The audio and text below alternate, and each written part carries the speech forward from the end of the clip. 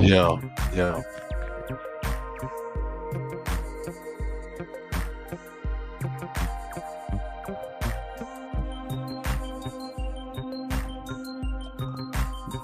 All right, y'all. We having a little problems, man. We're getting it together, though, man.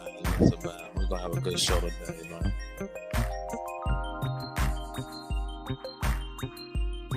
We're gonna have a nice little show, man, for y'all today, man. We're gonna talk about, no, y'all upset yet, man.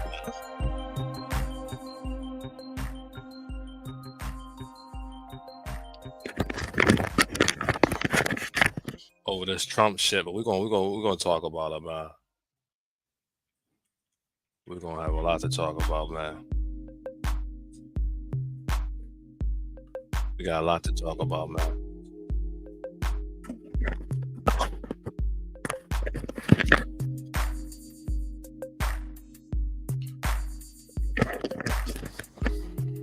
Yo.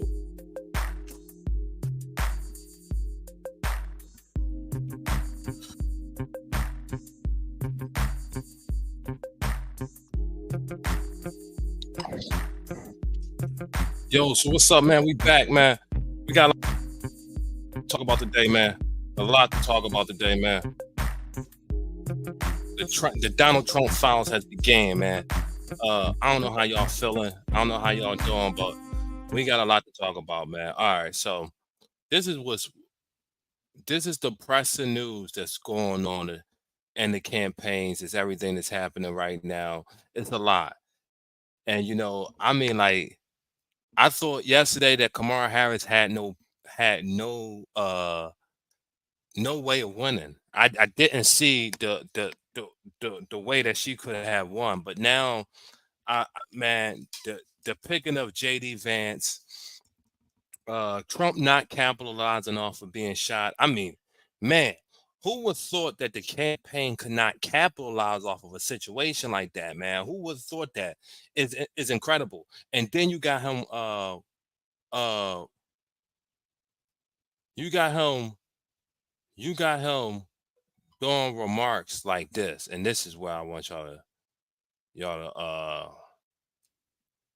I want to show y'all real quick, because you got him remarks like this is hurting Donald Trump. But we're gonna lay into it, man. But let's just listen to this real quick, man. I don't care how, but you have to get out and vote. And again, Christians, get out and vote just this time. You won't have to do it anymore. 4 more years, you know what? It'll be fixed. It'll be fine. You won't have to vote anymore, my beautiful Christians. I love you, Christians. I'm a Christian. I love you. Get out. You got to get out and vote. In 4 years, you don't have to vote again. We'll have it fixed so good you're not going to have to vote. What do that mean? I don't care how, but you have to get out and vote. And again, Christians, get out. What do that mean? You wouldn't have to do it again in 4 more years? This time. You won't have to do it anymore. 4 more years, you know what? It'll be. What does that mean? In 4 more years, you won't have to do it no more? Is this a tell of saying that you're not gonna have to vote no more in 4 years? Is he telling people that he's gonna dismantle the voting system? Is he telling people that, 4 years as a president? No, I'm gonna let it go 8. I'm gonna let it go 5. I'm gonna let it go 20. What does that mean? What does that mean? Now, I know a lot of people have issues with Kamala Harris, but I truly believe that Kamala Harris is coming out firing. At first I thought it wasn't good. I thought it wasn't going to be productive. I thought that it was going to be a bad problem. Oh my God, how I was wrong. Oh my God, how I was wrong. I was I was totally wrong about the situation. Kamala Harris is coming out firing, and she's actually beating them in a lot of cases. She's beating them on a lot of points. The JD Vance picking was horrible.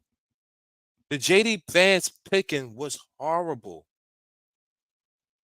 Horrible. For for them not to get it right with JD Vance is unacceptable. It's unacceptable for them not to get it right with JD Vance. You came off of a shooting. You came off of a shooting, and you had time to deliver a great situation after the shooting. You had time to deliver that. You didn't. You didn't. You had time to deliver a great uh a great performance. Like you had time, like everything was given it to you at that moment. You know what I mean? And I want to keep laying this in on them and just letting people know everything was given to this man at that moment.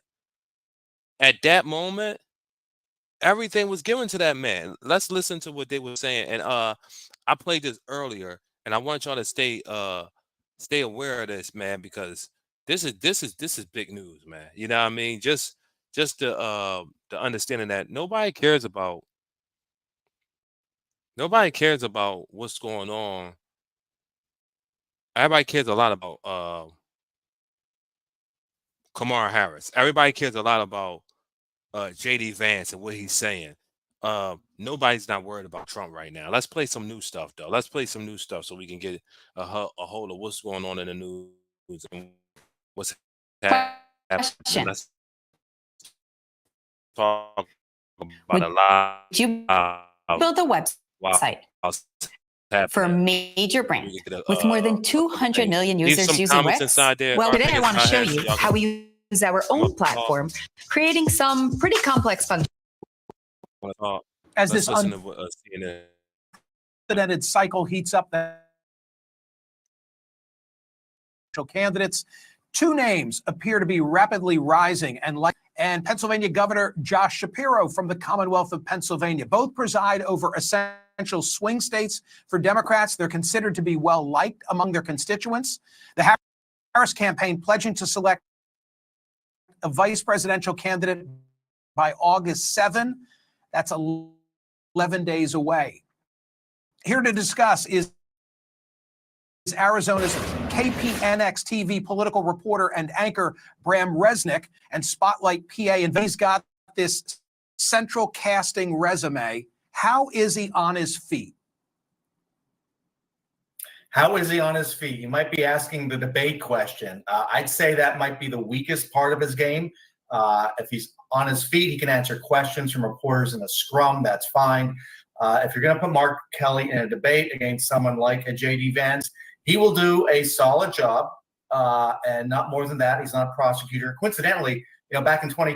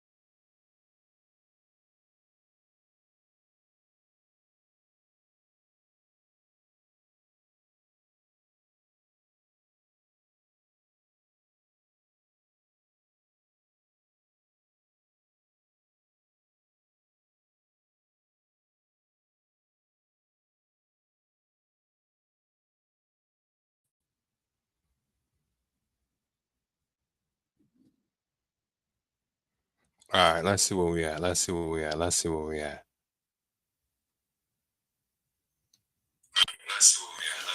Yeah, I'm sorry, y'all, man. We have some little technical difficulties, man. Every time, what I mean, I do a little bit too much, man. That's what happens. Yo, I'm gonna put in the chat um Kamala Harris record with marijuana. I'm gonna put in the chat Kamala Harris record with marijuana. Then I'm gonna throw it up on the screen so y'all can see it. Marijuana convictions between 2011 and 2016. During her tenure as California Attorney General, at least 1,500 and 60 people was jailed for the marijuana offenses in the state in the prison, according to factcheck.com org and sites. All right, the reason why I'm bringing this up because she was heavily criticized about her marijuana convictions, and then after heavily being criticized about her marijuana convictions, she told Charlemagne that she smokes marijuana. You know, I think Kamala Harris is a great candidate for uh, for the Democrats, but I think that she can be beat. I think that Donald Trump is just all over the place right now. He had the opportunity and the chances to beat her. He had the opportunity and the chances to beat her. I think just right now he's all over the place. He's scrambling. He don't understand how to get back. He don't understand that you don't have to do as much as you're doing right now to feel as though that you're winning. You know what I mean? Sometimes less is better. Uh, the pick with JD Vance was I think it was trying to be a splash towards the younger community, and it didn't go over well. It's not a splash towards the younger community. I don't think the younger community cares about JD Vance. I don't think the young community understands JD Vance thinking. And I think that this is a huge drop by the a huge jump by the Trump community. I think that they dropped the ball with this, and there's no coming back. You know, uh, Even though Trump might be saying stuff like what he is saying, even though he might be saying stuff like, "You're not gonna have to vote in 4 years if you pick me." Fixed. It'll be fine. You won't have to vote anymore, my beautiful Christians. I love you, Christians. I'm a Christian. I love you. Get out. You got to get out and vote. Even though he might be saying things like this, even though he might, and that is a danger to democracy. That is a danger to democracy. I don't think his base cares. Like I'm gonna say this again. I don't think that his base care. So what you're fighting for is the swing voters. You're fighting for them swing voters. Okay. Now how do you win those swing voters? That's the point here. It's no other point other than that. How do you win the swing voters? And if I was Kamala Harris, I would just talk things that wasn't that. If I was Harris, I would speak on things that wasn't that. I think Harris has you know, at the beginning, I didn't think she had a chance. like, I didn't think she had a chance. I thought that her record was going, but how bad the Republicans is dropping the ball on this race. Even if they wanted to continue to say, well, we beat what you call it. You see what I'm saying? If they wanted to go with that, oh well, we beat uh we beat what's his name? We beat whatever Joe Biden. Now they wanted to add somebody new. Even if they wanted to go with that, right? Even if they wanted to go with that ideology, it would be better than actually calling her names and disrespecting her because that don't work. This this thing is going to get very very close. And her record, when you see her record, I put the marijuana cases in the joint. Now the death penalty. As District Attorney Harris pledged not to seek the death penalty. Let's put it up inside there so y'all can read along with me.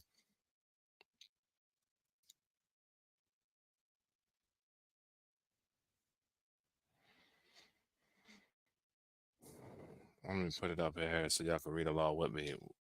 I can put it up with a John.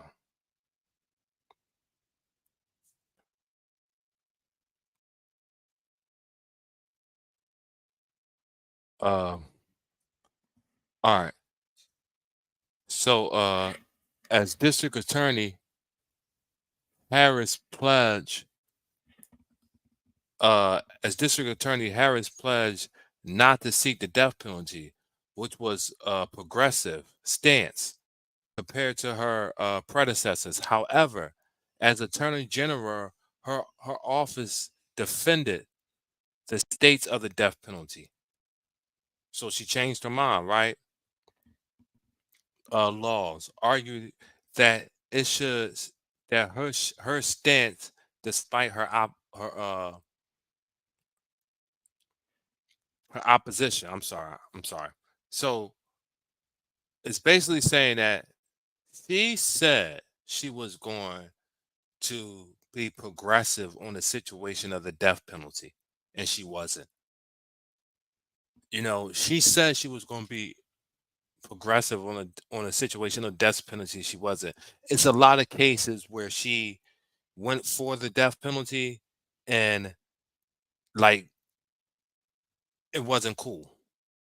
Like it's a lot of cases of her going for the death penalty, and it wasn't a good situation for her to go for the actual death penalty. Actually, she abused it. There's a lot of cases she went for the death penalty with people that didn't need to go for the death penalty, and she said she was going to stand against that. The marijuana thing with the 1,560 people being jailed off of marijuana, and then she's saying that she smokes marijuana. That's another thing that's very dangerous to what we thinking. It's dangerous to what's happening. Instead of Donald Trump talking about these situations, he's calling her dumb. Instead of him talking about the study from the Center of Justice on juvenile and the criminal justice found that in 2009, Black San Francisco was 19 times more likely to be arrested for drug-related felonies compared to the other groups. So she was under a place in San Francisco where her track record to arresting African Americans was higher than arresting anybody else, and she looked at like us. I think these are the points that Donald Trump needs to be nailing on to, instead of nailing on to the points that he's nailing on to, calling her dumb, calling her a stupid woman, calling her this and that. I think that this is going to lose the election for him. He don't see how this is dangerously hurting him towards the election, and I think that if he don't see it, hey, listen, they're gonna show it to him.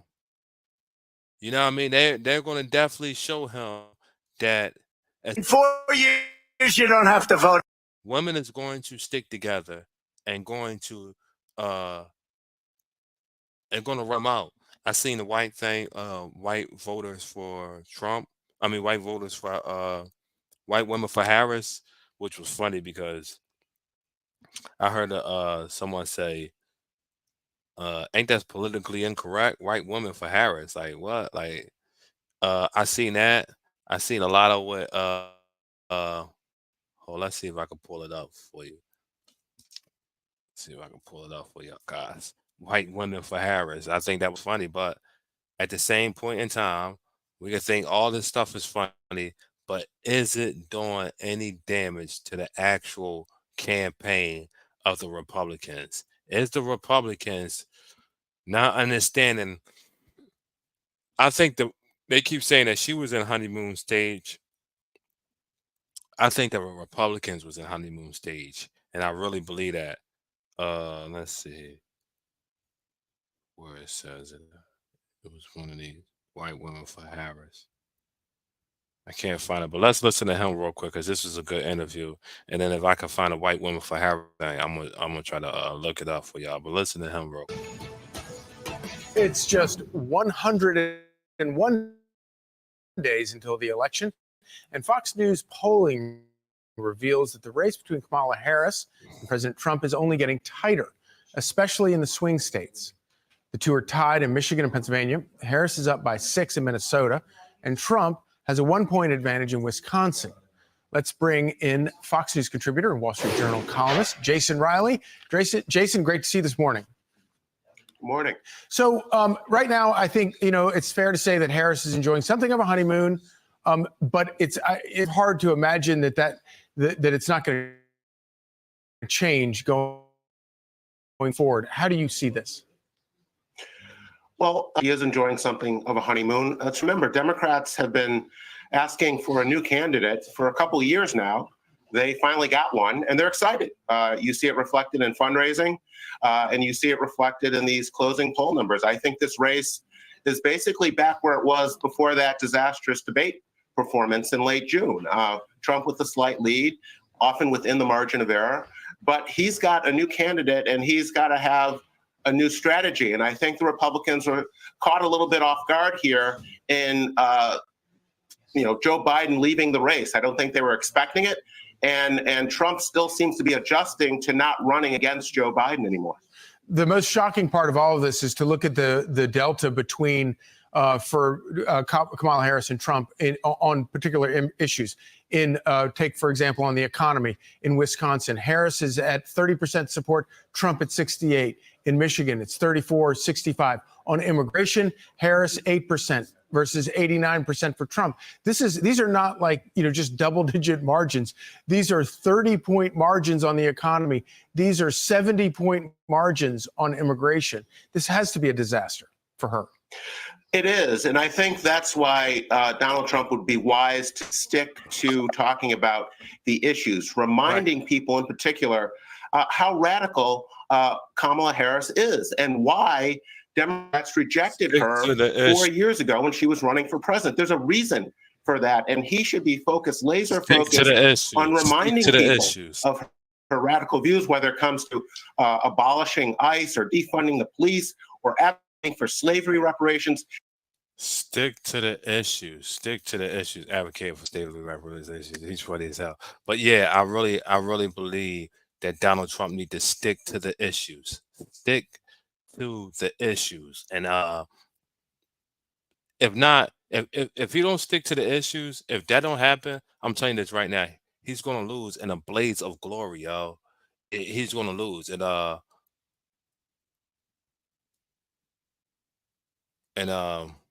it's gonna be upsetting, man. It's gonna be upsetting. Stick to the freaking issues, dog. Let's hear what he gotta say again. I'm sorry, y'all.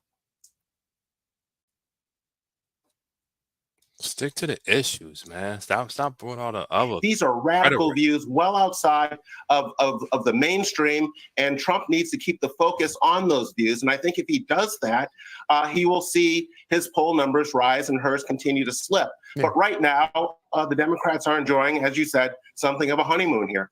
Yeah, so Trump and Vance will be out in Minnesota later today. Harris is going to be doing a star-studded fundraiser in Pittsville, Massachusetts, and one of her possible running mates, Pennsylvania Governor Josh Shapiro, kick off the weekend of action in Pennsylvania this morning. She does enjoy a lot of money right now, and it's coming in pretty strong for her. Yes, the fundraising is up. That's a reflection of the enthusiasm. And I think perhaps, at least for now, Democrats have closed that enthusiasm gap, particularly with minority voters, younger voters. That's who she's attracting. And I would keep an eye on Pennsylvania. I think that Democrats cannot win in November without Pennsylvania, and they know that. And I wouldn't at all be surprised if Governor Shapiro is on her short list for that reason. But this is a new race for Donald Trump.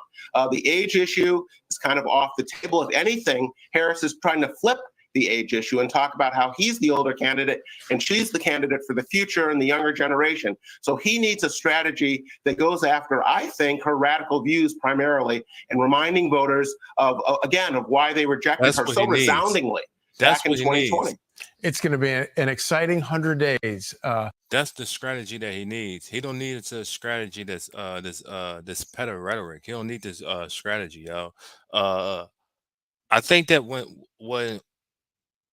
when Joe dropped out, if it really messed up the campaign, it really messed up what is it? The Trump campaign. I think when Joe dropped out, it really messed up the Trump campaign, and I think that that's what we're seeing right now. Uh, I think they don't know how to recover. That's just basically what it is. They don't know how to recover. They're dropping the ball on all the things that they had so great, and until they know how to recover, you're gonna keep seeing stagnation like this, man. It's actually despicable. Even Fox News is having a problem uh with recovering instead of just sticking to the issues, man. Um, let's get into it. Let's get into the first issue that we're going to talk about Kamala Harris and see if people is really up on it and really care. The first issue: do you care that Miss Harris?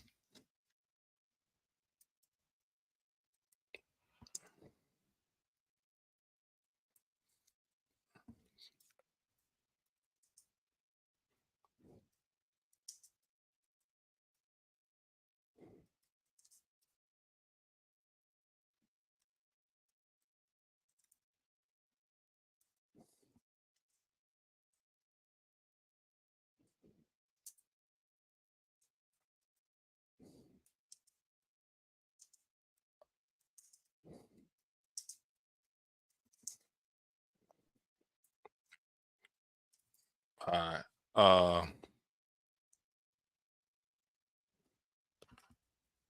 do you care about Harris at home life? Do you care about who's her do you care about who's her who she's married to? Like, do you care that Kamala Harris is not married to a black man? Do you care that she don't have black kids? Do you care that? And this is a real conversation, man, because a lot of people think that a lot of African Americans don't care about these things. And my thing is, will this give us the same outcome that we got from Barack Obama? Not doing nothing for African Americans. And it sounds like it's a bad situation, but Kamala Harris, uh, could you have another African American president that didn't do nothing for African Americans? Like, could you stomach that from another African American? And listen, she said she wasn't going to do nothing for African Americans. Her thing is that I cannot solely do things for African Americans. There's other people in the world. And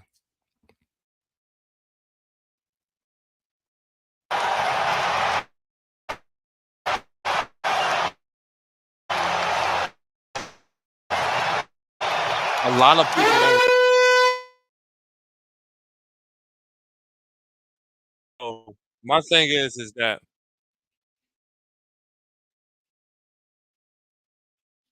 do you care?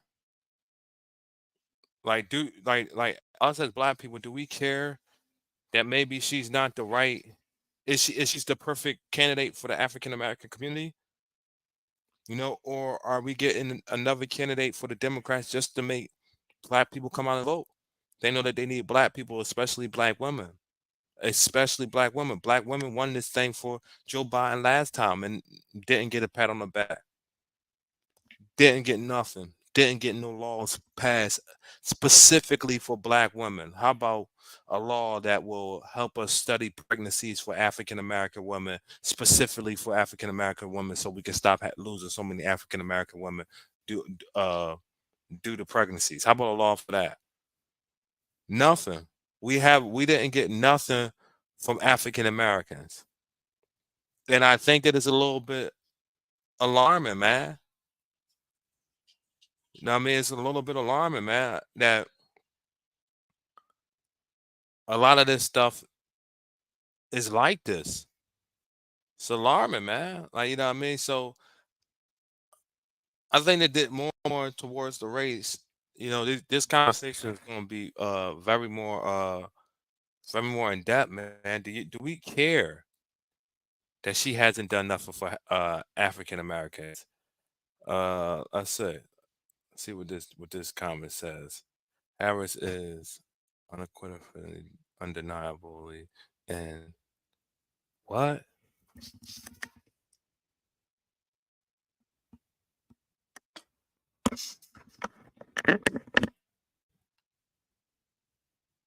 Yo, tell me what you mean. Elaborate more. Elaborate more. I'm asking a specific question. Do you care that Harris says that she's not going to do nothing for African Americans? Do you care? Is this a issue? Like, do you feel as though that like Harris, do black people feel as though that Harris is planning on gypping the African American community? I ain't gonna hold you, man. I really believe that Harris is not gonna do nothing for African Americans, and I think that we see it all the time.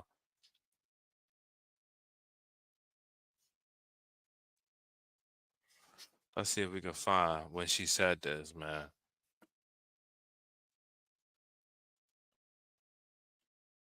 I think she said it. So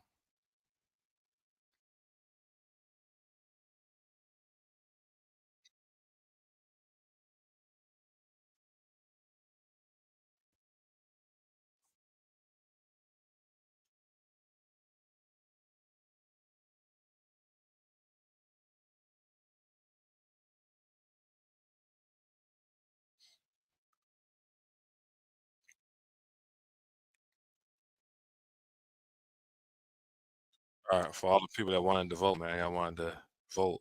Yeah, we're gonna talk about Project 2025 tomorrow, man. But we just starting off trying to get the kinks out of it. Let's see this. Because I know that he had a conversation with her.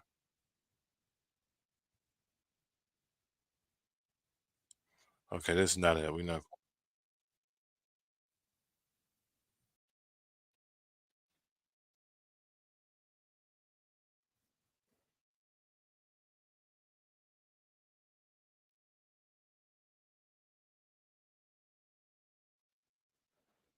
Yeah, I don't.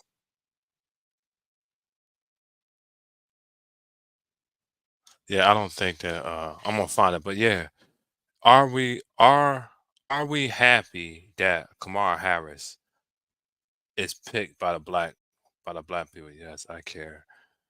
I'm a white guy, but care about my friends and the rest of the black Americans. Exactly. All right. I appreciate that. And let me ask you something. Do you think, AP, do you think that she's gonna do something for black Americans? And I know that you're a white guy, and I know that you probably can't speak on that, but hey man, fuck it. Let's speak on it, man. Do you think that she's is gonna do something for African Americans? Do you think that, because she straight up said that she wasn't? And yo, do you think it's a bad thing? Do you think that it's a bad thing that she said that she's not going to do nothing for African Americans? Maybe you got a different perspective. Like, you know what I mean? Maybe you're like, nah, man, I don't think it's a bad thing. I don't think it's a bad thing that she don't want to do nothing for African Americans, Zay. I think that it's actually a great thing that she don't want to do nothing for African Americans. Let me know. Let me know, man.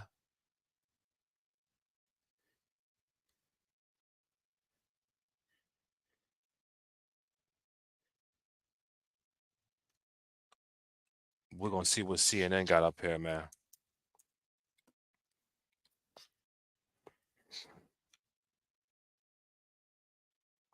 Got a lot to talk about, man.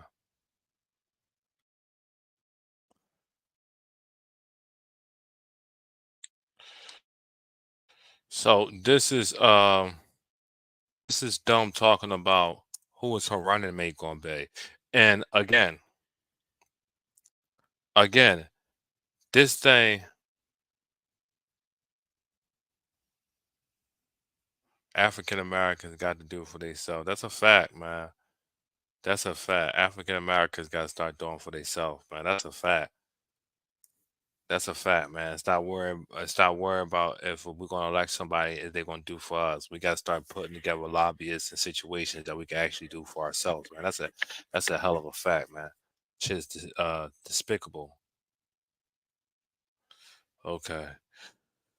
She will change her tune a little and say it differently, but Democrats have a record of keeping black folks down. Yeah, you're absolutely right. You're absolutely right. I had this conversation with somebody, and listen, I don't want to make no mistakes about this. I'm on the fence. I'm on the fence with who I'm gonna vote for. I'm on the fence with all this, but no mistake about it. I'm not happy with the work that the Democrats has been doing. No, I'm not. No mistake about it. No, I'm not. I'm not happy with the work that the Democrats has been doing. And the reason why I'm not happy with the work that the Democrats has been doing is because every city that the Democrats are in charge of, the money has been mismanaged. Uh, they have been investigated. Philadelphia, a lot of Democrats have been investigated. Uh, and we can't get out the mud. We can't get our own way. The violence is out of control. So I'm not neglecting that part of Democrats have been doing African Americans wrong. But I have to say something to you, AP. Is there a spot? Is there a seat at the Republican Party table? Uh, Factually speaking, the numbers to the Republican Party accepting African Americans into the Republican Party is scarce. It's scarce. Actually joining and being a member of the Republican Party is scarce. The numbers is very scarce, and it seems like that the Republican Party is not diverse. Not the actual base of the Republican Party. I feel as though the base of the Republican Party has a lot of gays, Jews, blacks, Spanish, everything. But the actual Republican Party is not diverse. Yeah, Democratic ran cities is horrible. Democratic ran cities is horrible, and the money is mismanaged. All in in almost every city. In almost every city the Democrats run, the money is mismanaged, and that's a huge problem. But I think the scare part about the Republican Party is that the Republican Party don't understand if you take food stamps away, there is going to be people that's not just going to be up to par. Like there is people that's not up to par. What do we do with those people? What do we do with? Hey, I understand Roe v. Wade. I understand that in certain cities they want to not have abortions and they don't want the abortion clinics inside their cities. And if they vote for that, then they should get those abortion clinics out their city. And if you live in a city that voted for not to have abortions, you got to go somewhere else. I feel like that. I feel like that's the majority. That's the American way to vote for something. But uh I actually think Roe v. Wade was un-American, but you have to watch that conversation in a setting because the way that it's propaganda, we know this, it's propaganda. The way that it appears to be argued is different than what the actual argument is. So you know what I mean? It's just a whole bunch of rhetoric and crap that's piled on top of each other that don't make sense. And I keep saying it over and over again. When are we going to start as people? Stop saying I'm a Republican, I'm a Democrat, I'm a person that wants the government to stay the fuck out of my business and let us handle it the correct way. When it's us as people going to say this, because I don't want so much of government.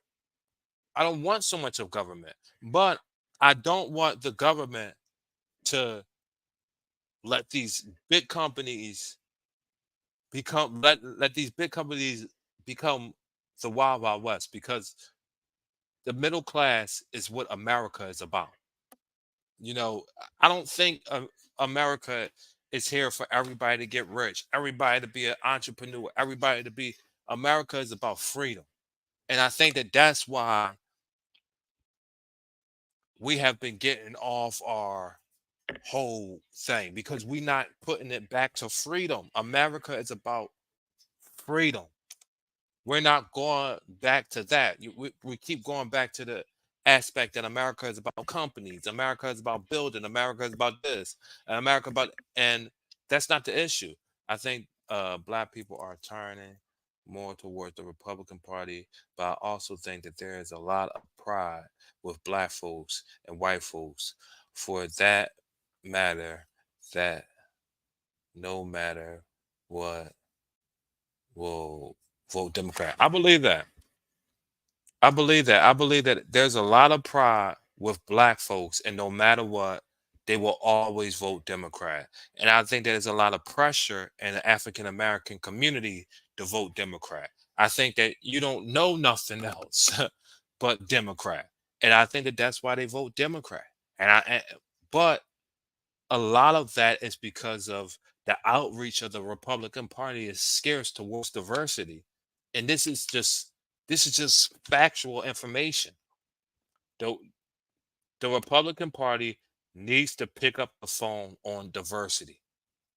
I really believe that they have a interesting party that aligns more with African American morals. I'm talking about churches and praises and all that stuff. I believe that, but I think that they need to be more uh pick up the phone on diversity. You know what I mean? We want to see more black folks. We want to see more black folks at the table. We want to see more black folks. Let's listen to what he got to say, though, man. We're gonna listen to what he got to say.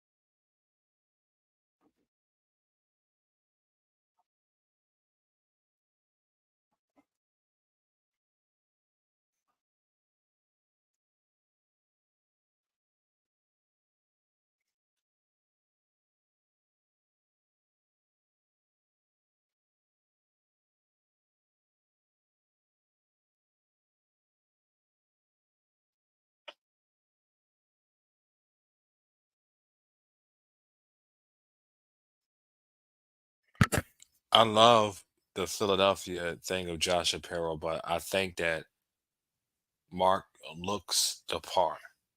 He has the resume of the part. I mean, I wanted to vote for the guy when I seen him with the jacket on. Like with this picture right here, shit, man, it made me feel like he's a fucking American. Like, look at this. This is how American can you fucking be? You see what I'm saying? I want to vote for the guy right now. I think that this is a good pick for her to actually try to get out of this thing. Remember, remember Trump was the that president that went into the hood in Detroit. The black press, the black pastor said Obama didn't come to the hood. He stayed in the city center, or in Center City, and went to $5,000 plate diners. What should I say? Uh, Remember Trump was the president. Yeah. No. I definitely remember that, Donna, but didn't set foot in the hood. Yeah, no. I definitely remember that. I definitely remember all of that. I know the arguments towards the African American community. That's why, AP, I continue to keep asking people over and over again, are you, if we vote for Harris, what are we going to get from it? You know, and I think that, AP, I say this again, if you know anybody from the Republican Party, man, I think we need to be telling them that needs to be the driving political slang, bro. Listen,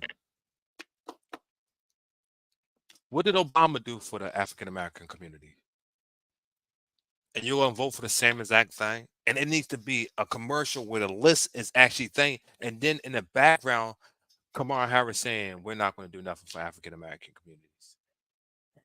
And this needs to be, if Trump wants to win, you know, and I'm not looking at it like I'm a Republican or a Democrat. I'm looking at it like I'm a strategist and I'm playing on both sides of the field. And I'm like, I'm the coach and I'm playing for Trump. And then I'm a coach, I'm playing for Harris. I'm looking at it like that. And the way I'm looking at it,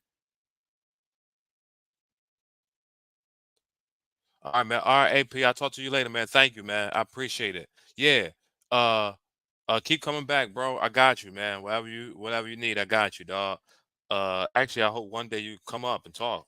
Gotta hear your point of view, man. Yeah. I'm not looking at it like that. I'm looking at it like Trump. If I'm on Trump's side, what do he need to do? If I'm on Harris' side, what do he need to do? And Trump had it. We seen Trump almost run away with the election after he got shot and the fight. I mean, his slogan should have been fight. The rhetoric should have been toned down. A woman should have been picked for vice president. He had it. He had it. He dropped the ball. I'm just being honest. He dropped the ball. If we're looking at it on solely a understanding of strategists, he dropped the ball, man. And it was disappointing to see. Now let's see if he gets it back. Let's see if he gets it back. But I'm telling you, this guy right here for Harris. I'm sorry, I jump off of course because AP asked me something. This guy for Harris right here. This is the ultimate American for me. Look at the jacket. He looked like that. He about to go outside there and say some American shit. That's what we want. That's how we win Arizona, Monterey. That's how we win some of those rural areas, Monterey. Philly in the building, Pennsylvania. Yeah.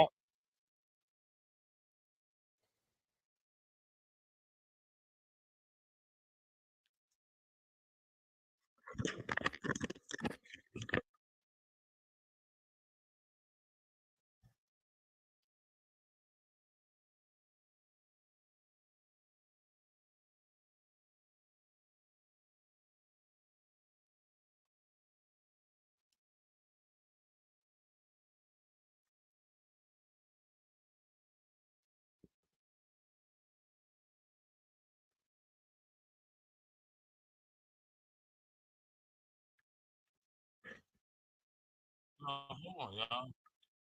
I just watched it. And if you can get it in Pennsylvania and if you can win that area, you win the state. So I happen to think that Vice President Kamala Harris needs a sister soldier moment. And it occurs to me that with regard to both of these candidates, and Bram, I'll start with you, she gets Pennsylvania, and if you can win that area, you win the state. Wow. So I happen to think Y'all having a straight playing something. And it wasn't even, I'm mad at y'all, bro. Y'all ain't even telling me that y'all couldn't hear it. All right, gentlemen, nice, clean game. Hold up. I'm retiring from my successful pro basketball career. We on it right now. His wife, Michelle. How do celebrities like Taylor Swift make these ungodly amounts of money? Because So I knew that this was going to be a It's a thing. Republican presidential nominee. And you see how they're making it. You won't have to vote anymore. Be beautiful Christians. You see how this is going to be a thing. Everything that Trump does it's going to be a thing. And for him to act like that it's not going to matter is very alarming, man. Listen, they're going to make this a thing. And I would make it a thing too. What he said was claimed that rival Kamala Harris had been disrespectful to Israel. And Netanyahu said he hopes Harris's comments about civilian casualties in Gaza won't harm ceasefire negotiations. And actually, I think that Trump is unpopular with this situation. Netanyahu and Harris had to get him. Her base wants this war to stop. Half of the young people that are voters wants this war to stop. People all over the world wants this war to stop, except Republicans. You know, Israel is bombing the crap out of Palestinians. Like, Israel is bombing the crap out of them. 39,000, close to 39,000 has been dead. And only 1,400 Israel. No, that's not a war. That's a massacre. You're murdering people. So that's why she wants the war to stop. That's why she came out in front of the war. And I believe that if Trump don't get in front of this, remember he told Netanyahu that this was a PR nightmare, and you have to wrap this up. But for political reasons, he's saying this. He's standing by them. For political reasons and business reasons, he's standing by them. But he understands that this is a political nightmare. Later in the day, Trump targeted Harris before a crowd of conservative Christian activists. He claimed, amongst other things, that she doesn't like Israel. CNN's Kristen Holmes has more from West Palm Beach, Florida. Former President Donald Trump, speaking to a crowd of conservative Christians, went into his attacks on Kamala Harris. A very different Donald Trump than we have seen in the last couple of days, trying to hone in on his messaging when it comes to Harris. We had seen him trying out various lines, but this speech had more direct attacks, not just on her record as vice president, but also as her record as a senator, as her record in California. Now, of course, it was still a Donald Trump speech, so it went here, there. There was a lot of riffing. However, it was clear that they are trying to complete this mission of defining Kamala Harris in this race. She was a bum 3 weeks ago. She was a bum. A failed vice president and a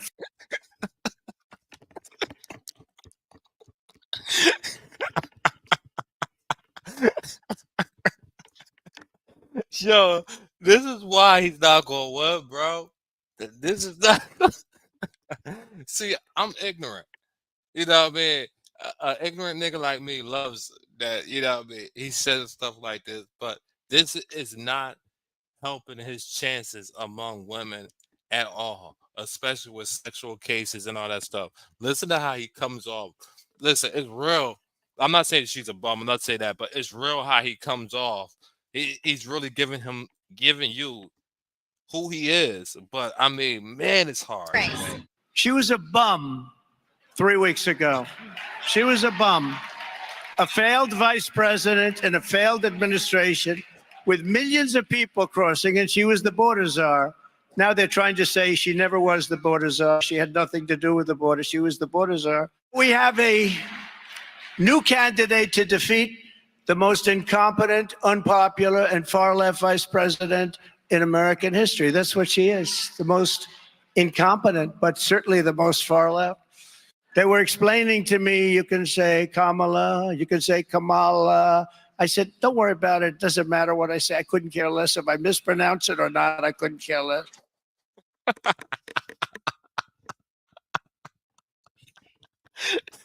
This dude is crazy. Yo, this dude is crazy, yo. Yo, he said if I mispronounce it, it don't really matter. I tell you, man, y'all are, listen, when Trump is gone away from politics, we will miss him forever, man. I tell you, man. Some people think I mispronounce it on purpose, but actually I've heard it said about 7 different ways. Now, one other notable moment tonight came as he was talking about abortion. Again, this is a Christian conservative group, as he started talking about exceptions when it came to abortion in terms of mother's health, incest, and rape, there was a section of the room that began booing what he was saying. Now, Donald Trump himself didn't react to the booing, but he did start talking about the fact that you have to believe, you have to follow what your heart believes, but that you also have to win elections.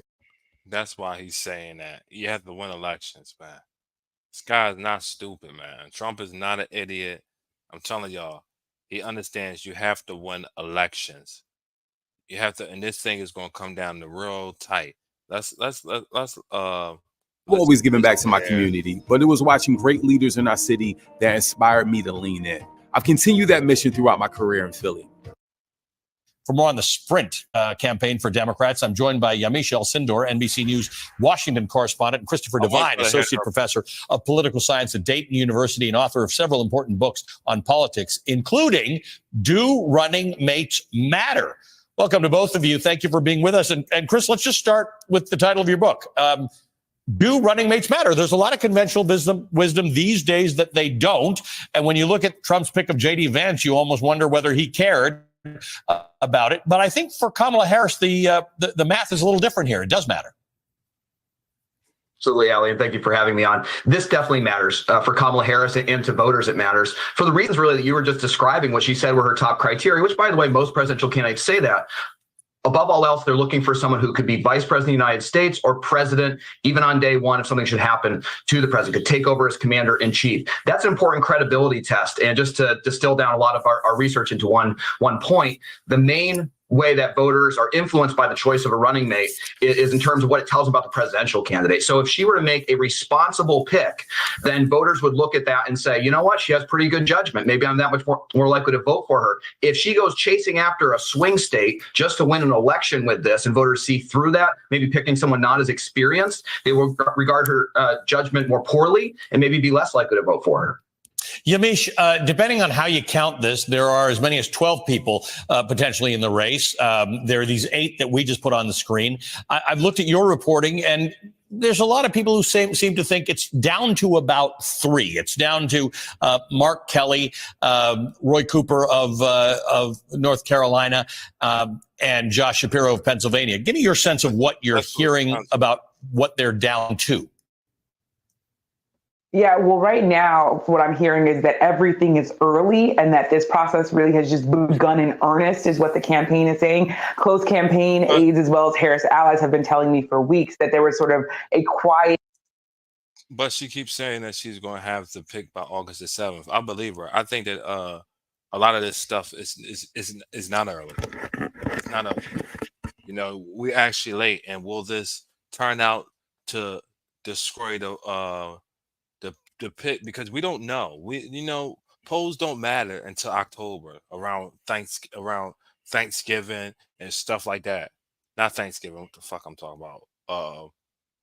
Around I said Thanksgiving, y'all. I'm bugging. Around Halloween. Like, polls don't really matter. Like, you know what I mean? So that's what we gotta remember. I'm interested to see what's going to happen, but yeah, I think that it is matter about who's her VP to pick and pick him quick, so we can Look start at what a campaign could look like while President Biden was still making his decision. So they aren't starting sort of exactly from scratch, but I would caution people to say that I have been hearing those 3 names that you just mentioned from several sources, but I don't think that they're finalists. I think that they're just people that people like right now. But this vetting process could absolutely change that. And you're right to say that. I've heard it's about a dozen people that they're looking at. So I think it's a little too early to say who the sort of list is winding down to. That being said, there is this idea that, and Charles just touched on this, there is this idea that they want to bring in an electorate. So internal polling, according to a source familiar with the campaign's thinking, told me that they're looking at trying to bring in suburban women as well as older white voters. Those are the people that they believe President Biden would have brought to the table that they think that a running mate can help with. They also are looking at, frankly, a middle-aged or older white man. I just talked to someone this morning who was telling me they don't want to be in a situation that former President Trump finds himself in now, which is that J.D. Vance is sort of now becoming a story with all the cat. Exactly. See why I keep saying, everybody keeps saying, well, is that you being racist? Why don't you pick another woman? And I'm like, no, because you got to remember, you got to win all of America, bro. This whole running half of this crap It's not going to work. You got to win all of America. So I think that it is smart for her to pick a vice president that's going to get around along with lady memes and Harris. all sorts of things. They want somebody who is stable, someone who is a good judgment, but also someone who they really feel like adds value to the ticket and isn't going to be sort of a side story. But one of the reasons why they're looking specifically at older, middle-aged white men I've been hearing is because they really think that the nation wants to see a sort of ticket that reflects the country. And that includes, of course, including white men in this. And also they're trying to appeal. One source told me, who again was familiar with the campaign's thinking, that there were some sort of racist dudes who might feel comfortable, again their language, racist dudes who might feel uncomfortable voting for a black woman, but who do not like Trump and didn't like Biden, and they need a little bit of, quote, extra validation to see themselves reflected on the ticket. That might make them a little bit more. No racist dude is going to vote for a black woman on the top of the toilet, especially as president. So you might as well forget about that voter. I keep telling them that you're not looking for those voters. They think they are. They're not.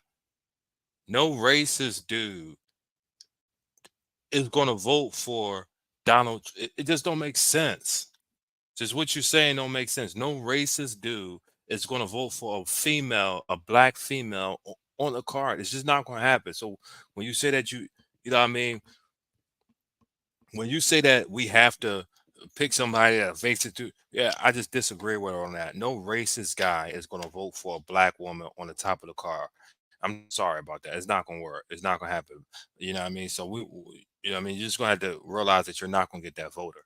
More comfortable in terms of path to victory. They're looking at North Carolina, Georgia, but they're also not going to abandon the Midwest. Let's remember that the vice president kicked off her campaign in Wisconsin, but they're also still, of course, going to be looking at Michigan. But also, someone just talked to me this morning, Nevada, the West is also something they're really interested in. So a lot going into this decision, but definitely very, very early.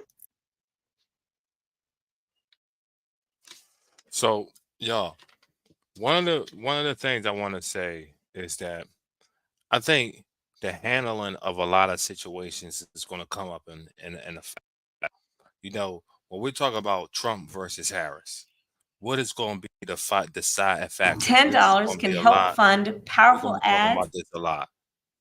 You know, what could happily work? What could work? What is going to work? And we're going to be talking about these issues a lot, coming closer and closer to this election. But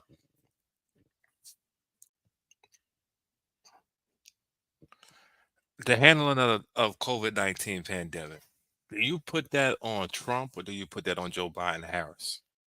You know, Trump handling of COVID-19 pandemic include downplaying the virus, promoting un unhealthy treatments. Biden issues was closing things, uh mass mandates, which some people in certain areas hated. Do you think that the handling of the coronavirus, or do you think that we're past the coronavirus and that was last election argument, and it's not going to be no problem within this argument? No, it's a lot of things. When we get closer and closer, we're going to see that starts coming close. You know what I mean? Uh, One of the things that come close for me that I'm starting to see this happening and starting to become a big thing is Harris, and how Harris is going to look as a worldview. Like how her worldview is going to look. Like how is her worldview going to look? And a lot of people like him that continues to say, and I don't know if this the actual live stream, but in countless situations, this guy continues to say that the stock market is going to crash depending on who gets in the election, depending on what happens. You know, we know the stock market is on a crazy bear run and we don't know what's going on over there. That's a whole other conversation. But yeah, do you think that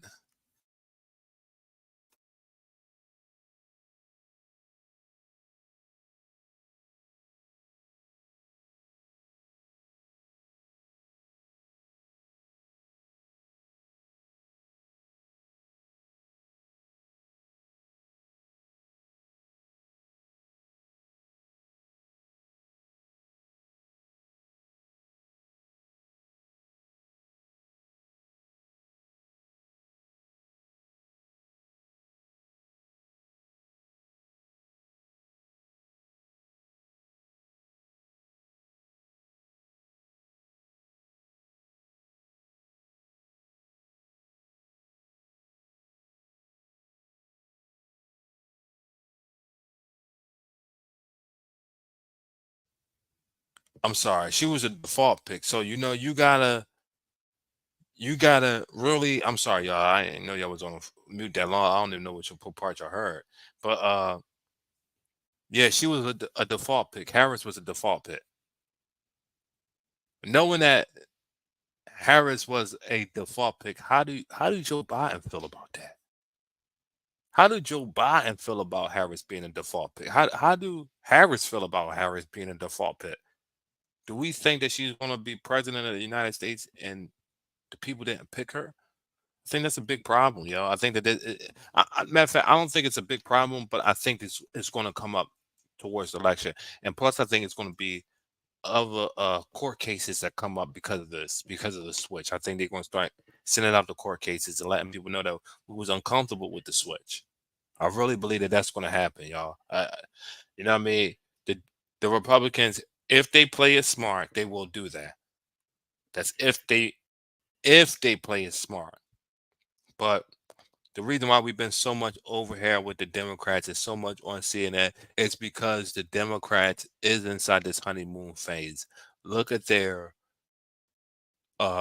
views. Look at their views versus before the debate. You know, before Harris was picked. Before, people didn't care. People didn't care about Biden and Trump. People didn't care. But more and more it's starting to get closer. Their views is going up.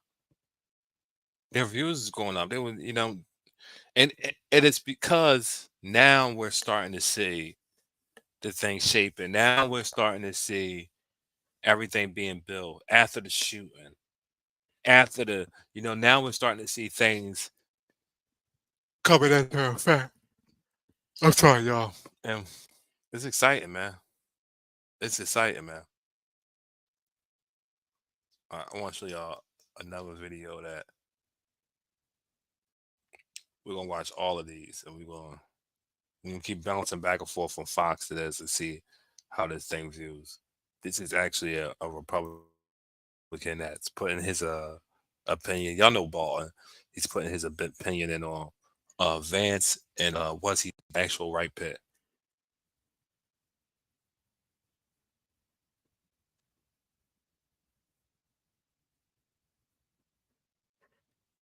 The advisor, Ambassador John Bolton, is here. And Ambassador Bolton, just first off, what you're hearing from Donald Trump tonight as he is really trying to land a line of attack on Harris. Obviously, she's only been his challenger for a matter of days now. What do you make of how he's handled that so far? Well, I think the rhetoric he's using is classic Trump. It's bitter and very personal, very insulting. I don't think it's so much the policy aspect, although I think that has to be part of it. Look, she's a California liberal. What else do you need to know? But for Trump, it's all about the person. And the vitriol that you see, I think is for the next 100 days going to rise to the surface. That, to me, plays in Harris's favor, because I do think that a lot of people who haven't made up their minds yet, or at least considering who to vote for, are tired of Trump. He hasn't really won an election since 2016. If you look at how his approach has done for the Republican Party, lost control of the House in 2018, lost the election in 2020, no Republican wave in 2022. His approach may work for him. It doesn't work for others, and it may not work for him this time. I think people are really tired of it. Yeah, even though on stage, I was just listening to him a few moments ago, he's still claiming he did win the 2020 election, which obviously he didn't. But, Ambassador Bolton, just given you worked with him, you saw how he talked about people. One thing that I've heard from Trump world people is concern that the attacks will go from what Kristen was just talking about, policies, to more of the personal in the sense of her gender or her race. And I wonder if you think that is somewhere that in the next 100 days or so, we could see him go to. Well, he can't stay away from it. He doesn't understand philosophy. He doesn't understand policy. He can read sentences and paragraphs his advisors put in front of him. But inevitably, he moves away from it into the personal attack. That's what it's about for him. And it's about who the dominant personality in the campaign is going to be. I really think Biden prevailed in 2020 because people just wanted quiet. They wanted what they thought was a safe pair of hands. A large part of Biden's vulnerability until he withdrew was that he had moved to the left and didn't provide a safe pair of hands and didn't tone the rhetoric down. I don't think Trump's capable of anything else, and they can talk about strategy and the Trump campaign all they want. The real Trump will come through. That's Harris's opportunity. Just say things like unite the country and tone down the rhetoric. Most people aren't in the Washington Beltway. They don't care. What people want to hear. People don't want to hear all this rhetoric about, you know what I mean, she's ready to come after Donald Trump because she made this speech right here. And I think that this was a little bit too much about politics for her. She made a speech where as though she was aggressive towards Donald Trump and saying how she was going to lock him up and not saying how she was going to lock him up, but she was going to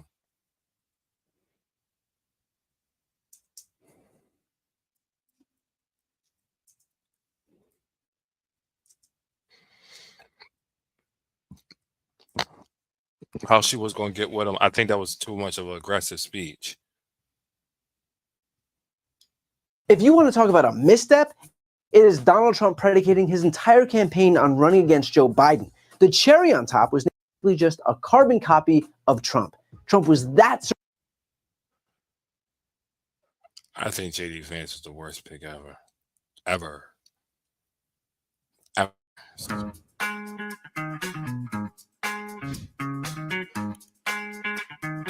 If you want to talk about a misstep, it is Donald Trump predicating his entire campaign on running against Joe Biden. The cherry on top was naming J.D. Vance as his VP pick, a choice that made abundantly clear that not only was Trump confident he'd win, he was cocky. J.D. Vance offers nothing that Trump himself doesn't offer. He's not more moderate, not from a swing state. He's not a different race or religion. He's basically just a carbon copy of Trump. Trump was that certain that he beat Biden that he didn't even bother choosing a candidate who would offer the voters anything but pure, unadulterated Trumpism. The only problem with Harris, now the Democratic frontrunner, she not only turns the Trump-Biden map on its head, but she also has the opportunity to choose a VP candidate who can confer yet further electoral advantages. We've got popular Democratic governors from crucial swing states like Pennsylvania and Michigan and North Carolina and Josh Shapiro, Gretchen Whitmer, Roy Cooper, popular senators from swing states like Mark Kelly, Tim Walz, J.B. Pritzker, Gavin Newsom, Pete Buttigieg. The bench is deep and offers nothing but options for Harris and bad news for Trump. Of course, Harris unto herself is a pretty devastating turn of events for Trump. So that we're clear, this is a prosecutor campaigning against a convicted felon. If you could scientifically engineer the best possible candidate to prosecute the case against Trump, it would probably look a little something like this. Before I was elected United States Senator, I was elected Attorney General of the state of California, and I was a courtroom prosecutor before then.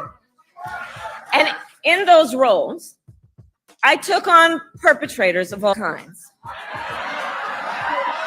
Predators who abused women, fraudsters who ripped off consumers, cheaters who broke the rules for their own gain.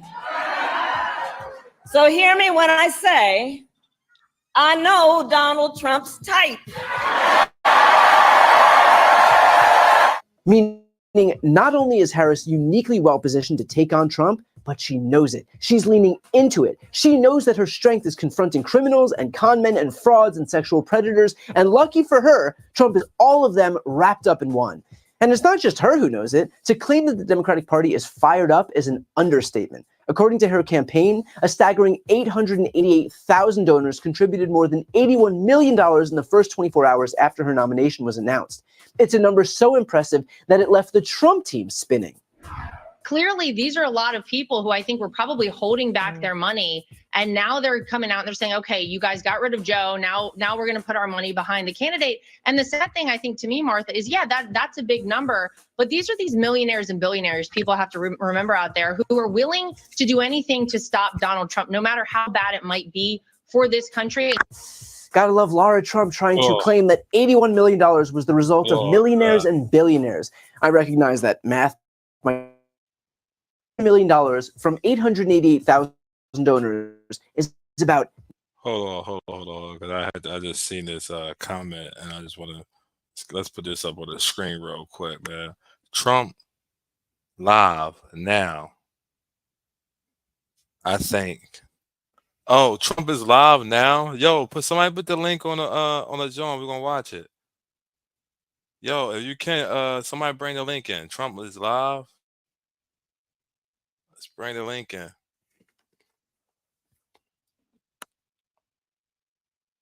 $91 per donor. So either the billionaires out there are getting kind of cheap, or Laura Trump is unfamiliar with the concept of grassroots support.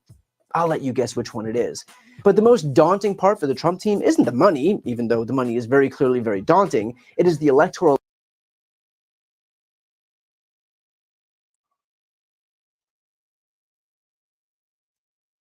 I'm an OBGYN in Montgomery County. I want to make sure my patients always get the care they need. While Donald Trump brags about overturning Roe v. Wade, this election, we have the power to stop a national abortion ban and restore our rights. We can never let Donald Trump have the power over our bodies again.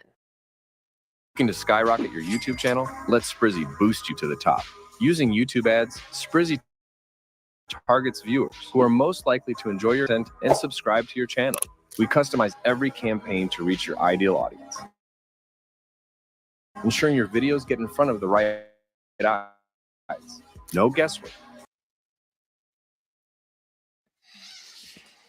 Common sense, okay? We have to have common sense, but what we do have to do is we have to produce tremendous electric for AI and for all of the other things, including the things that you're doing, and we'll get it produced, and we're going to get it produced fast, or we're not going to be able to compete with China and other countries. So we're going to get it produced fast. This afternoon, I'm laying out my plan to ensure that the United States will be the crypto capital of the planet and the Bitcoin superpower of the world. And we'll get it done. Minted and made in the USA, it's going to be. It's not going to be made anywhere else. And if Bitcoin is going to the moon, as we say, it's going to the moon. I want America to be the nation that leads the way, and that's what's going to happen. No, you're going to be very happy with me. You're going to be so happy. You're going to say he's the greatest guy. That's why I'm proud to be the first major party nominee in American history to accept donations in Bitcoin and crypto. And they've made a lot of them, I might tell you, and I appreciate it. Since we made that announcement on May 21st, That's huge. we've That's already huge. I love raised that. $25 million, much love of it in that. Bitcoin, crypto, and others that are very, very good also. But as you know, our excitement about the future crypto could not be more difficult from the approach of our opponents. Can't be, look, our opponents have gone a difficult route. They're going old-fashioned stuff. We're going to take it right down the middle. We're so different from anybody else in terms of a campaign. First of all, we understand it. They don't understand it. They are blocking your path. They're blocking your way. But I've made it a lot easier for you because the SEC has been very, very tough on you. And now they see that you've embraced me. All of a sudden, people that were under investigation, they're being let go. They're saying, oh, no, we don't want to do that. We love crypto. Let me tell you, if they win this election, every one of you will be gone. They will be vicious. They will be ruthless. They will do things that you wouldn't believe. But right now, because of me, they're leaving you alone. So please say thank you, President Trump. Thank you very much.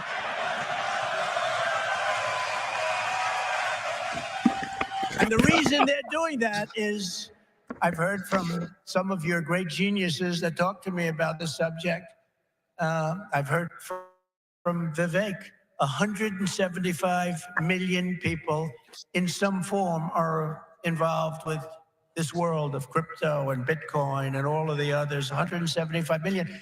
So when they heard that, they said, let's be nice to them, at least until after the election. So I've taken a lot of pressure off a lot of people. A lot of people are very happy today that about 3 months ago weren't so thrilled. For 3.5 years, is that right? Look, he just said that's right. And you know it's right. For 3.5 years, the current administration has waged a war on crypto and Bitcoin like nobody's ever seen before. For those who work in this industry, they target your banks, they choke off your financial services. Have people seen that? Yes? Yeah, they have. Plenty of hands up. They block ordinary Americans from transferring money to your exchanges. They slander you as criminals because they say election is left from that statement. Of course, they say it about us and it's okay, right?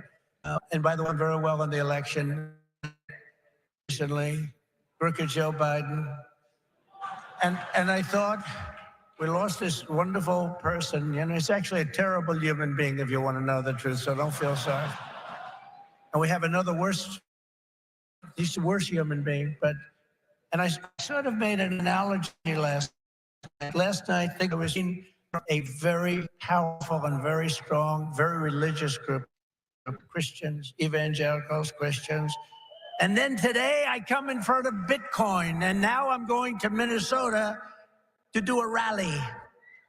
You think my life is so great, don't you, huh? But I cover a lot of territory. I go from religion to Bitcoin to a rally. And I don't get it mixed up like other people do.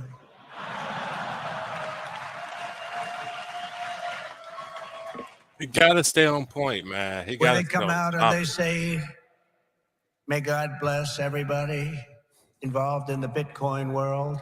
But actually, we mean that because you need blessing, because you've got to do something spectacular. We had an incredible time last night talking to Christians, largely Christians, a Christian group. And this is so great. And then we have a very big rally in Minnesota. Hasn't been one since 1972. Richard Nixon, can you believe it? And I think, they're leading Minnesota. But there's some hanky-panky that goes on in Minnesota. But I think we're doing good. So we're going to leave here. We're going to go there for a big rally. But this is such an honor to be with you. Sadly, when we see the attacks on crypto, it's a part of a much larger pattern that's being carried out by the same left-wing fascists who weaponize government against any threat to their power. They've done it to me. Did you see I just won the big case in Florida? Thank you very much. The big case. Thank you very much. Good. Now, it's a big case. That was the document case. I have Presidential Records Act on my side. Biden didn't. By the way, Biden, they said, here's what they said. They said, he's guilty as hell, but we're not going to charge him because he's incompetent. I won the case the old-fashioned way. It's called you win. I wouldn't have wanted to win the way he won. Trump won the case because they called him incompetent. Think of this. So they called him incompetent. So he's incompetent to run for trial, to stand trial, but he's not incompetent to run the country. How does that work? But he's not it anymore because he didn't do particularly well in the debate. Did anybody watch the debate? Not too many people. Somebody said to me, you did horribly in the debate. I said, why? He said, because there's no way he can continue forward. That's how bad he was. I said, I understand that. And that's exactly what happened, actually. We had a great debate. It was a tremendous debate, actually. And since then, hey, look, you have to open the eyes. You have to see what's going on. We have a country to run. The problem is that Kamala is worse than Joe. She's worse. She's a radical left lunatic, defund the police, all of the different things. And so far she's got a little honeymoon going on right now. But when people hear about her, and she's against crypto, by the way, and she's against it very big. So I just want to let you know, you got to get out. You got to get out and vote. It should be no surprise that these same totalitarians are hell-bent on crushing crypto and obliterating, and that's what they want to do, and that's what they are stated. They're there right now. You have the SEC, you know what they're doing, obliterating Bitcoin. The reason could not be more clear because Bitcoin stands for freedom, sovereignty, and independence from government, coercion, and control. The Biden-Harris administration's repression of crypto and Bitcoin is wrong, and it's very bad for our country. It's really quite un-American. As you know, 6 days ago, we officially defeated the worst president in the history of the United States. I believe he was the worst president in the history of the United States. Think of it. Millions and millions of people have come into our country. They've come in from jails. They've come in from, think of it, insane asylums, mental institutions. They've come in as terrorists. We have the largest number of terrorists coming into our country right now. The same people that you just heard about from Israel that did that in Israel, they're coming in and nobody checks them. Nobody knows what's going on. We have no idea what's going on. They've lost control of our country, and only bad things can happen. So it's not going to be that way. We're not going to let that happen. We're beating them, and we're beating them badly, and we have to make sure that we do. We need to do it for our country. And you can't just be a fighter and have your man lose the fight, or woman, but in this case, a man. He's losing the fight. He's down by 15, 16, 17 points. They say that you're not going to win, Joe. You got to get out. He didn't want to get out. He said, I'm not getting out. He said, you're getting out. He said, I'm not getting out. I got 14 million votes. I'm not getting out. They said, if you're not getting out, we're going to institute the 25th Amendment on your mental competence. He said, like I said before, I think I'm going to get out. Okay? And they got him out. But it's like, think of this. Wow. He just implicated something deep. He said that if that's true, that's very scary. But you know, Trump don't say too much things that is true. And half of it he embellishes a lot. I don't care what nobody says. That's what he does. But wow. You fight, you're in a campaign. You spend a lot of money, a lot of time, a lot of effort, and he's losing. And then they say, let's take him out of the fight. We'll put a new fighter in there. The new fighter is her. Probably my second choice. He will always be my first choice, but she'll be my second choice. And again, if we don't win this race, and I know you're not that political, but you have to be political because your whole thing, I mean, you have a lot of politics involved in what you do. If we don't win this race, this country could be finished as we know it. This country is going to be in bad shape, and we have to be in there. We have to fight, and we have to win. And I pledge to the Bitcoin community that the day I take the oath of office, Joe Biden and Kamala Harris's anti-crypto crusade will be over. It will end. It'll be done. It'll be done. The moment I'm sworn in, the persecution stops and the weaponization ends against your industry. And as long as I'm in the Oval Office, Elizabeth Warren, Pocahontas, do you remember? Yes, I'm an Indian. Yes, she said, I'm an Indian. Why are you an Indian? You don't look like an Indian. No, my mother told me I have high cheekbones. Oh, that's why she was an Indian. So I named her Pocahontas.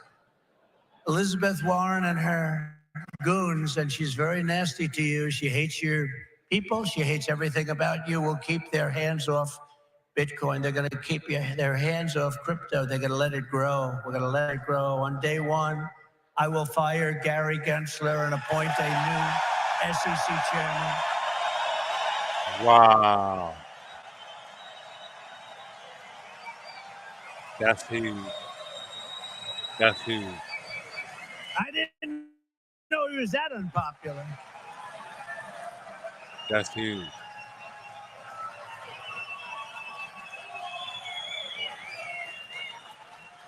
Wow. I didn't know he was that unpopular. Let me say it again. On day one, I will fire Gary Gensler. Whoa.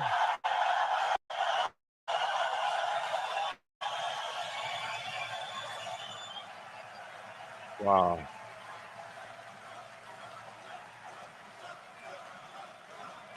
He loves this. He loves this. He loves this. Look at his face, yeah. Look at his face. And we'll appoint a new SEC chairman who believes America should build the future, not block the future, which is what they're doing. And Kamala Harris wants to make him Treasury Secretary. That's not good. That's not good. He was Hillary Clinton's finance person. Did you know that? Crooked Hillary. Remember Crooked Hillary? Do you remember her? Anybody remember? He was the finance chairman of Hillary Clinton's campaign against a gentleman known as Donald Trump. Not a popular person within the... Actually, she came to my wedding. Do you know that? To our great First Lady, Melania. She came to our wedding. And Bill came to our wedding. But it's amazing things when you run for office, a lot of things change in your life. A lot of things change. As president, I will immediately shut down Operation Choke Point 2.0. They want to choke you. They want to choke you out of business. We're not going to let that happen. And no longer will your government sit by and watch as Bitcoin jobs and businesses flee to other countries because America's laws are too unclear and too tough and too angry and too stiff. We will keep each and every Bitcoin job in the United States of America. That's what we're going to be doing. Upon taking office, I will immediately appoint a Bitcoin and crypto presidential advisory council. Would anybody like to be on that particular council? Please raise your hand. This guy's a... Yo, the way Trump make a speech, man, this guy's incredible. Their task will be to design transparent regulatory guidance for the benefit of the entire industry, and they will get it done in 100 days. We will have regulations, but from now on, the rules will be written by people who love your industry, not hate your industry, people that want to make it clear and simple, straightforward and fair, people that want to see your industry thrive, not dive. Next, I will immediately order the Treasury Department and other federal agencies to cease and desist all steps necessary because, you know, there's a thing going on in your industry. They want to move the creation of a central bank digital currency. It's over. Forget it. This is what makes him popular. Economics, man. He need to stay right the fuck here. If he wants to win, he needs to stay right here. Kamala Harris has the world on her side. But if this man wants to win, by God, somebody tell him, stay right here. He's fucking incredible right here. CBDC. There will never be a CBDC while I'm president of the United States. And I will always defend the right to self-custody. Self-custody. You're going to have a great industry. You're going to have a great industry, and we're going to be fuel for your industry, not demolish your industry. America will once again be a nation that protects property rights, privacy, freedom of transaction, freedom of association, and freedom of speech. We're going to change we're going to go back to the old days when we were a nation that was building, not a nation that was eating itself alive from within. As part of our effort to provide regulatory clarity, we will create a framework to enable the safe and responsible expansion of stable coins. Do you know what a stable coin is? Does anybody know? Please raise your hand. Allowing us to extend the dominance of the U.S. dollar to new frontiers all around the world. America will be richer, the world will be better, and there will be billions and billions of people brought into crypto economy and storing their savings in Bitcoin. So that's pretty much the way it is. Those who say that Bitcoin is a threat to the dollar have the story exactly. I believe it is exactly backwards. Bitcoin is not threatening the dollar.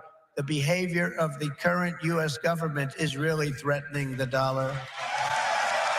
That's a fact. That's a fact. The danger to our financial future does not come from crypto. It comes from Washington, D.C. That's a fact.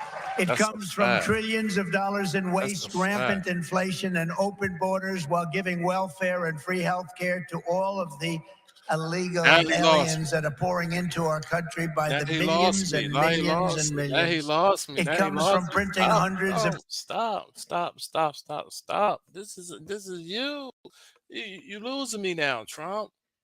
Come on, you have billions me. of dollars to fund endless wars overseas while our cities are like combat zones here at home. Okay, you're starting to get me back. Come 2 on. weeks ago in Chicago, 117 people were shot and 17 died. Afghanistan doesn't have anything like that. You know, you think about tough places. Look at what's happening with our cities. What's happening in the last Should have put Democratic ran 3 cities. years, last 3.5 years. Nobody's ever seen anything like it. Think of it. 117 over 4th of July weekend, 117 people were shot and 17 died. That's a fact. His campaign needs to reach out to African Americans to actually go in and talk about this with African American people that want to be talked about, and turn the shift on cities that's ran by the Democrats. This is happening. This could This be a is good the point. United States of America? I don't think so. By the way, when I was president, we had no wars. We had no new wars. We didn't start any. Remember when Hillary said, he'll start wars? Look at his personality. No. This is a lie. This is a lie. This is a lie. War started. I said, my personality will keep us out of wars. But we finished off some of the old ones like ISIS, which they said would take 5 years to do, maybe more. We did it in 4 weeks. We beat ISIS in 4, because we have a great military. And it's not a woke military, by the way. Maybe some of the people on top are woke, but this is not a woke. I got to see that first when I looked at what they did and what they did for me. They were unbelievable. They did things that nobody thought were possible. Our real generals and our soldiers, there's no woke. They're trying to get them to be woke, but these people are not going to go woke. I can guarantee you that. With your support this November, we will restore confidence and we will restore common sense to our nation's capital. Because ultimately, it is about, it's not, are you conservative? Are you liberal? Are you progressive? They like progressive. It sounds so nice, right? It'll destroy our country. It's actually become a terrible word. It'll destroy our country. But it's not about that. It's about common sense. We want to bring common sense back in. This is all common sense that we're talking about today. And Bitcoin and crypto will skyrocket like never before, even beyond your expectations. And you are the people that are doing it. As we stop the war on crypto, we will immediately, and we'll do this very quickly, begin to build our economy, because when America is prospering, Bitcoin is soaring and it'll go up with it. We had the greatest economy ever, and we will soon have it again.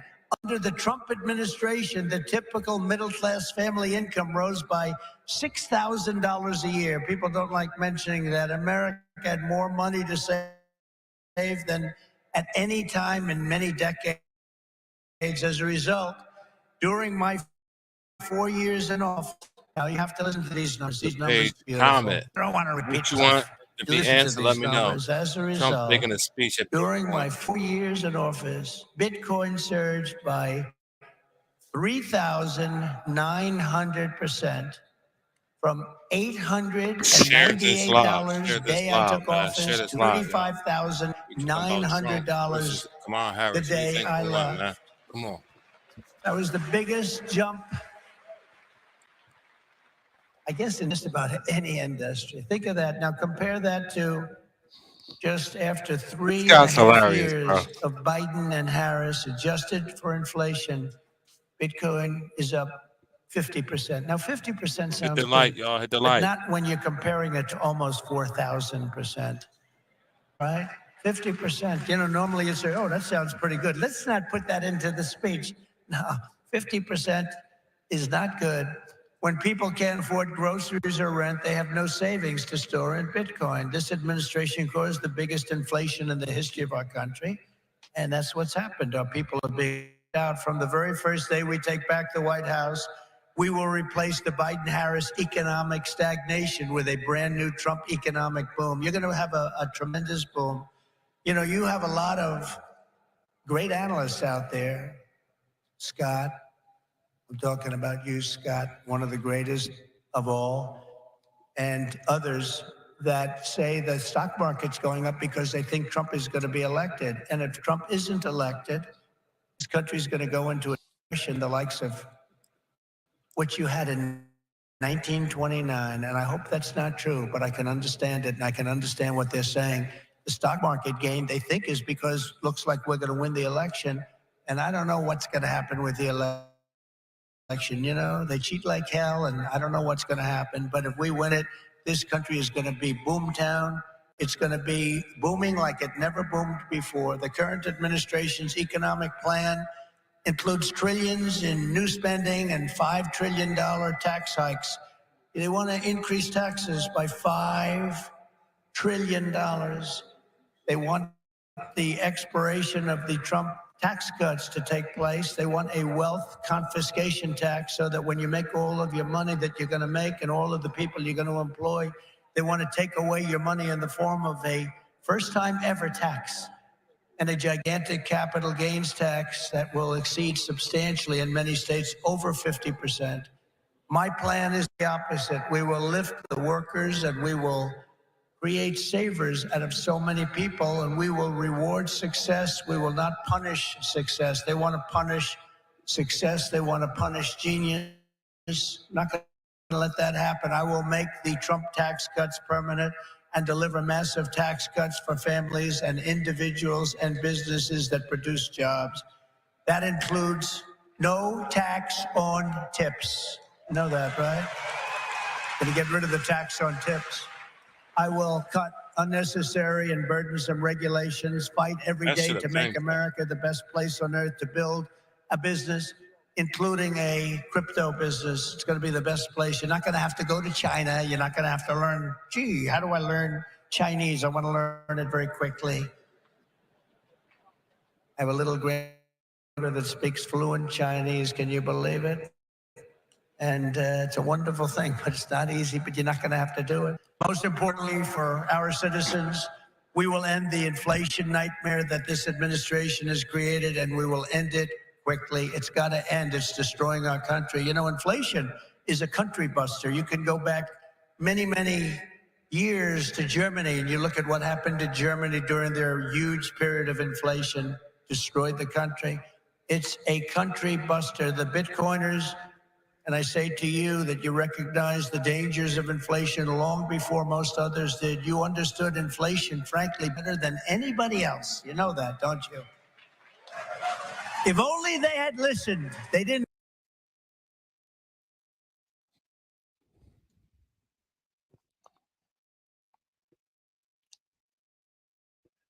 All right, y'all. We're gonna be back live, man, tomorrow, man, to talk about some more stuff, man. But we're gonna have more on the election tomorrow morning. We'll be back live to have more election. Hit the like, subscribe to the page, do anything you could possibly do. I appreciate everybody watching. Good looking, man. I appreciate it, man. Listen, y'all. Let me know who y'all got, man. Who y'all got? All right, y'all. We out, man.